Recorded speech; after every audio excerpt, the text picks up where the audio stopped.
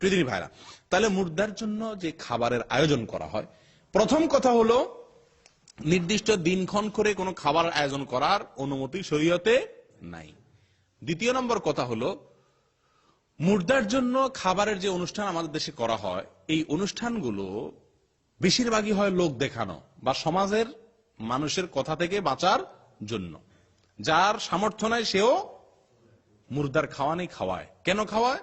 কারণ সমাজ থেকে একটা চাপ থাকে, না খাওয়াইলে বলে যে অমুকে কি বংশধর রেখে গেছে, এরা মানুষকে দুইটা ডাইল ভাতও খাওয়ালো না।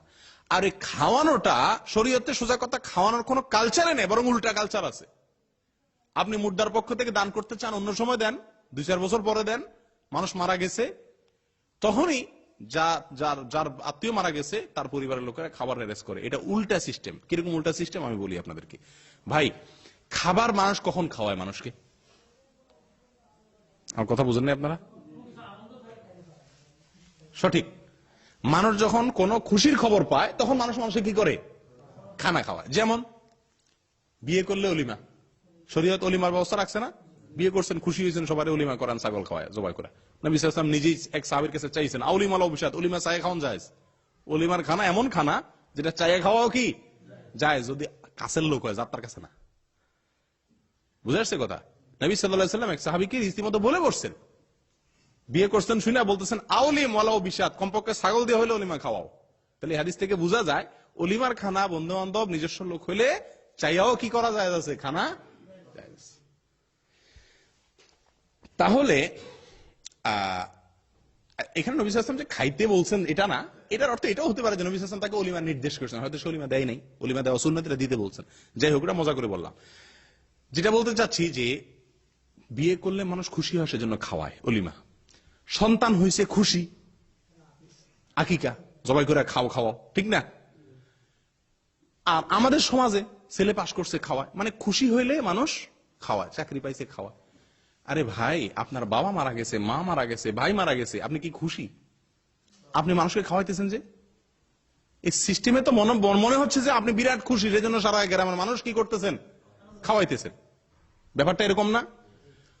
আনন্দের চোটে না মানুষ সবাই খাওয়ায়। আপনি গোরা গ্রামের মানুষ গরু জবাই করে খাওয়াইতেছেন, তার মানে আপনি কি খুশি? বিষয়টা এরকম হয়ে গেল না? হাস্যকর। বরং ইসলাম কি বলে শুনেন। নবী সাল্লাল্লাহু আলাইহি ওয়াসাল্লাম বলেছেন ইসনাউ লিআলি তালিব তাআমান, মুর্দার পরিবারের লোকদেরকে খাওয়ানোর জন্য, খাবার দেওয়ার জন্য আশপাশের লোকদের, গ্রামের লোকদের, প্রতিবেশী আত্মীয়স্বজনদেরকে নির্দেশ করছেন নবী সাল্লাল্লাহু আলাইহি ওয়াসাল্লাম যে তাদের জন্য খাবার পাঠাও, খানা তৈরি করো তোমরা, কারণ তারা তাদের প্রিয়জনকে হারায়া বেদনায় ব্যথিত। তারা খানা তৈরি করে খাবে সেই মানসিকতা তাদের নাই। তোমরা তাদের জন্য খাবার সরবরাহ করো। আর এই ব্যথাটা এক একজনের এক এক রকম, কারোর ব্যথা 2 দিন থাকে, কারোর 2-4-10 দিন থাকে, কারোর 2 মাসেও ব্যথা যায় না, খানা পিনা তার মুখে উঠে না, হয় না এরকম? তো তাদেরকে বরং অন্য সবার কি করা উচিত? খাবার দেওয়া উচিত, যতদিন পর্যন্ত তারা স্বাভাবিক হইতে না পারে। আর আমরা কি করি? ময়রা সাইরা 2 দিন 3 দিনের দিনই মাশাআল্লাহ খানার অনুষ্ঠান, উল্টা তার কাছ থেকে সবাই মিলা খায় তো খায়। কিরকম খানা খায়? মুর্দার খাবারের অনুষ্ঠান নায়ুরি আসে। নায়ুরি বুঝেন আপনারা? না, নায়ুরি মানে কি? আপনারা তো বাংলা ভাষা ভালো করে জানেন না দেখা যায়।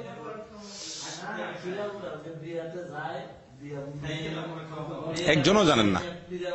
আচ্ছা যাক, আমার কাছ থেকে শুনেন। নায়ুরি বলা হয় কোন বাড়ির মেয়েরা যারা বিয়ে হয়ে অন্য বাড়িতে চলে গেছে, এদেরকে বলে নায়ুরি। এরা বেড়াইতে আসলে ওটারে বলে নায়ুরি আসছে। কথা বুঝে আসছে? মানুষ মারা গেলে তার মুর্দার যে খানার অনুষ্ঠান করে, খাবার অনুষ্ঠান করে, মুর্দার খাওয়ানি খাওয়ায়, এই খাবার অনুষ্ঠানে সব নায়ুরি গুলারে দাওয়াত দেওয়া হয়। সব এলাকার চেয়ারম্যান, মেম্বার, ইমাম সাহেব, মুয়াজ্জিন সাহেব, মাতবর সাহেব, অমুক সাহেব, তমুক সাহেব, গরিব বড়লোক সব মানুষের দাওয়াত দেয় কি দেয় না? এটা ফুর্তির অনুষ্ঠান ছাড়া আর কি আমার বলেন? এটা তো ফুর্তির অনুষ্ঠান। এটা কি কোনো মুর্দার অনুষ্ঠান হতে পারে নাকি? এটা কি কোনো ব্যথার চোটে মানুষকে খাওয়ায় নাকি? এটা তো ফুর্তি করে অনুষ্ঠান হওয়ার মতো হয়ে গেল। এই জন্য এটি আসলে কোরআন সুন্নাহ দ্বারা কোনো সমর্থিত আমল হতে পারে না। আরেকটা পয়েন্ট নেন এই বিষয়ে, সেটা হলো মানুষ মারা যাওয়ার পরে আমরা যে খাবারের আয়োজন করি, এই খাবারের আয়োজন আমরা অনেকে বলি যে না, আমি তো খুশি হয়ে খাওয়াচ্ছি না, আমি তো গরিব খাওয়াচ্ছি। গরিব খাওয়ানো একটা ইবাদত, ওই যে মুর্দার পক্ষ থেকে দান করলে সওয়াব, তো গরিবের খানা দান করতেছি। আচ্ছা, এখানে আমাকে বলেন, বা যে কোনো মানুষকে খাদ্য দান করলে সওয়াব হয়, এখানে আমাকে বলেন গরিব খাওয়ানোর নাম দেওয়া হইলেও এই সমস্ত মুর্দার খাওয়ানি গুলাতে গরিব কতটুকু খায়? গরিব কদ্দুর পায়? এলাকার মাতবর, চেয়ারম্যান, মেম্বার, আত্মীয় স্বজন সবাইয়ের দাওয়াত যেভাবে দেওয়া হয়, তাতে গরিবে বেচারা পাত্তা পায়?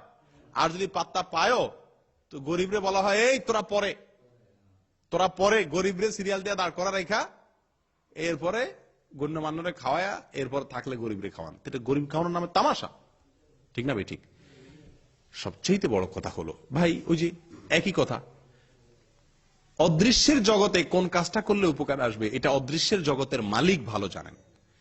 নবী সাল্লাল্লাহু আলাইহি সাল্লামের যুগে বহু মানুষ মারা গেছেন, তিনি বলেছেন যাদের আত্মীয় স্বজন মারা যায় তাদের জন্য খাবার প্রস্তুত করতে অন্যদেরকে নির্দেশ করেছেন। আর আমরা অন্যরা এখন উল্টা তাদের উপর বোঝা চাপাই, তাদের কাছ থেকে খাবার আদায় করি, ঠিক না ভাই? ঠিক। এটা মুর্দার জন্য উপকারে আসবে না, কারণ এটা বেদাত। এটা কি? বেদাত। কারণ হাদিসে যা বলছে তার উল্টা করা হচ্ছে। এখন যদি আপনি বলেন যে আমি গরিব খাওয়াচ্ছি, তো গরিব খাওয়াইতে হলে অনুষ্ঠান করার দরকার নেই। তো গরিবরা আপনি আইনা অনুষ্ঠান করবেন, তার বাসায় খানা দিয়ে আসেন, এতিমখানায় খানা দিয়ে আসেন, মাদ্রাসার লীলা বোর্ডিং এ খানা দিয়ে আসেন, গরিব দুঃখীদের ঘরে ঘরে চাউল দিয়ে আসেন, ক্যাশ টাকা দিয়ে আসেন, হয়ে গেল। আপনি যে খাবার অনুষ্ঠান করতেছেন, এক তো এখানে সমাজের লোককে দেখানো, দ্বিতীয়ত হলো যে আত্মীয় স্বজন, নায়রি, নেতা গোতা যারা আছে এদেরকে খাওয়ানো, গরিব হলো নামকেও আসতে। তৃতীয় হতে হলো দিনক্ষণ ঠিক করে খাওয়াচ্ছেন।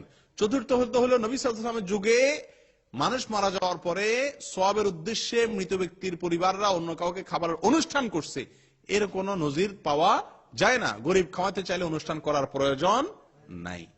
এগুলো বেশিরভাগ লৌকিকতা বা সমাজের মানুষ কি বলবো এটা থেকে বাঁচার জন্য।